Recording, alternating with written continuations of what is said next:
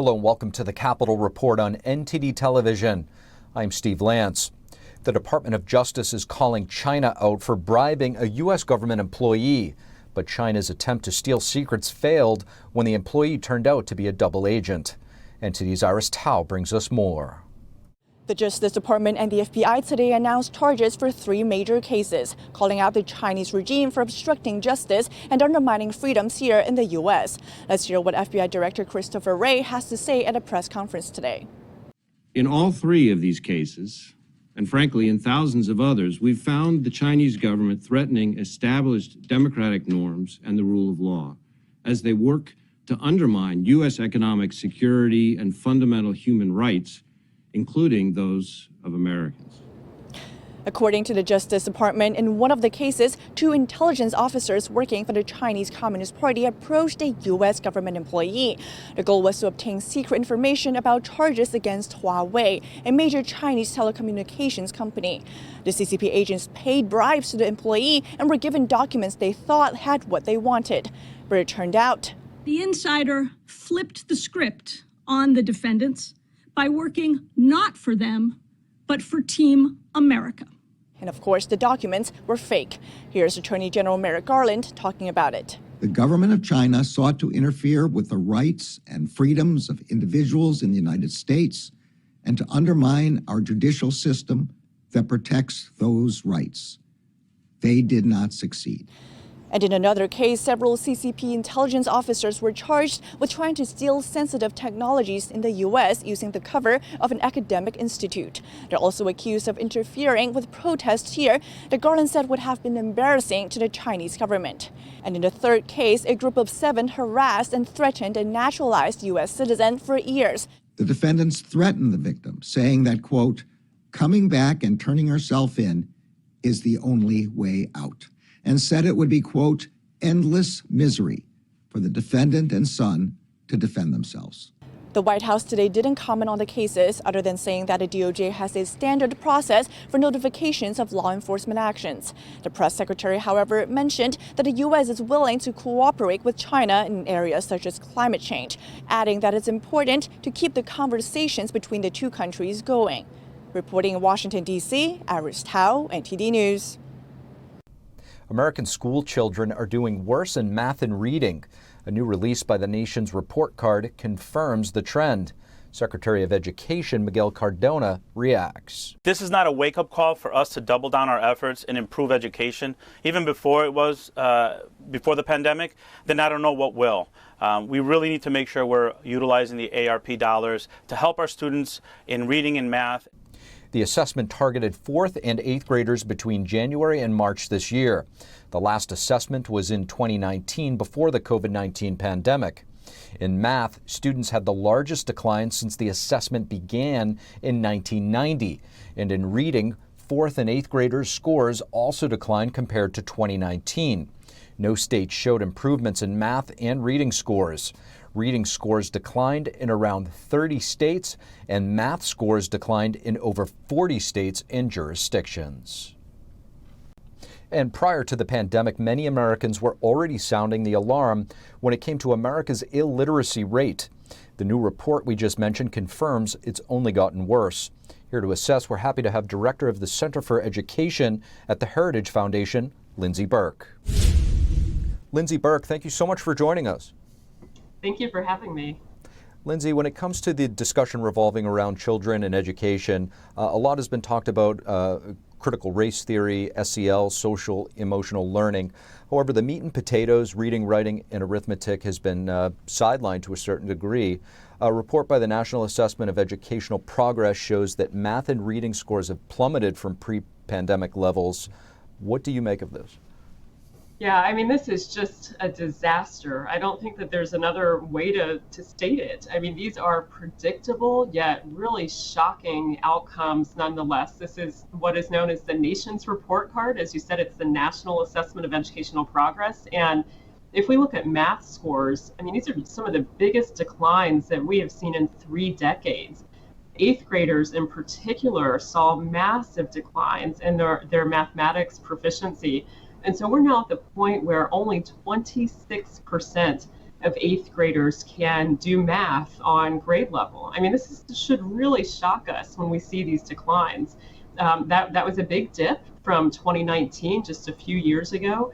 And then in reading, both in 4th and 8th grade reading, we saw scores dip significantly. And so, what this really shows us is that a combination of factors, but certainly teachers' union-induced school closures have played a big part in this. But at the same time, it is a lot of policies in schools supported by these special interest groups, schools being focused on things like radical gender ideology and critical race theory at a time when we're seeing a real crisis in academic outcomes. And so this really does just, I think, punctuate how bad things are in schools across the country as we sort of exit this COVID era. Lindsey, you mentioned that there's a combination of things that are contributing to this. There were some would call an education crisis in our country before the pandemic. What do you think led to this, and what is the solution?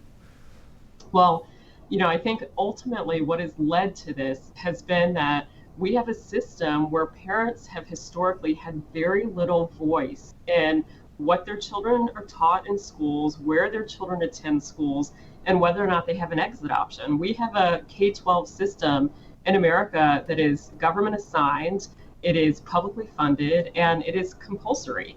And that is really, I think, the perfect storm of policies that really prevent family agency in their children's education. And so, this is a problem that was exacerbated clearly by COVID policies, right? Teachers' unions really pushing to keep schools closed. I think we can set these core outcomes directly at their feet. But the structure of education in America is really what has prevented academic outcomes from being where we would hope they would be. And so if we want to change that dynamic moving forward, we have to move toward policies where we fund children directly rather than funding physical school buildings and assigning kids to those schools. Because that is a structure that really disempowers particularly low-income families, but really disserves all families in America. And we're seeing right now that conversation change in a big way. States like Arizona have moved toward completely universal school choice. No caveats. Every single family in Arizona will now have the ability to select into a school that is the right fit for their child, that aligns with their values, and provides them the education that they're looking for. That is the path forward.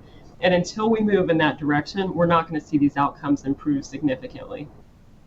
Now, I just want to circle back to SEL, or social emotional learning. Has this sort of pushed out the merit-based system to a certain degree? And is it fair to say until this gets resolved, the situation could continue to decline? Yeah, I think that's right. And SEL is just such an amorphous catchphrase that it tends to become whatever people want it to become. And that has really enabled a lot of these ideologies to take root in schools, whether we're talking about critical race theory or radical gender ideology. Schools are just not focused on the meat and potatoes issues that families really rely on them for. And we see that in these new NAEP results that are out today. I mean, look at some of the state outcomes that we saw this morning when everybody woke up and looked at these results. If you look at Delaware, 4th graders in Delaware lost 14 points. That's a year and a half worth of learning in math. I mean, Maryland, New Mexico, New York, Virginia, across the board, Washington, D.C. lost a year's worth of learning in math. And reading outcomes were very bad in states like Delaware and West Virginia. I mean, they lost 12 points in reading achievement. Parents are highly concerned about these academic drops, but they're equally concerned about the culture of schools across the country. And for so many families, schools are not reflecting their values or their hopes or aspirations for their children, which I do think is why we're seeing such a welcome shift towards school choice in places like Arizona, Florida, West Virginia, and elsewhere. Lindsey Burke, really appreciate your insights. Thank you for having me. Former President Trump is responding to the subpoena sent out by the House January 6th committee. He mentioned it during a rally in Texas on Saturday. And they sent me a subpoena the other day. They sent me a subpoena. Think of it.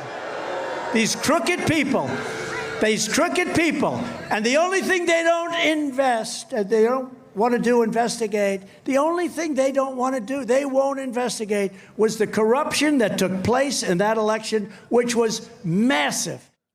Trump has accused the House January 6 committee of waging unfair political attacks on him. The committee is asking Trump to testify under oath sometime after the midterms around November 14th. The committee is also asking Trump to turn over any communications he had with his close allies between November 3rd, 2020 and January 20th, 2021. Committee members accuse Trump of personally orchestrating an effort to overturn the 2020 presidential election and obstructing the peaceful transition of power. Thank you for watching the Capitol Report. If you want to see our full broadcast, check us out at epochtv.com.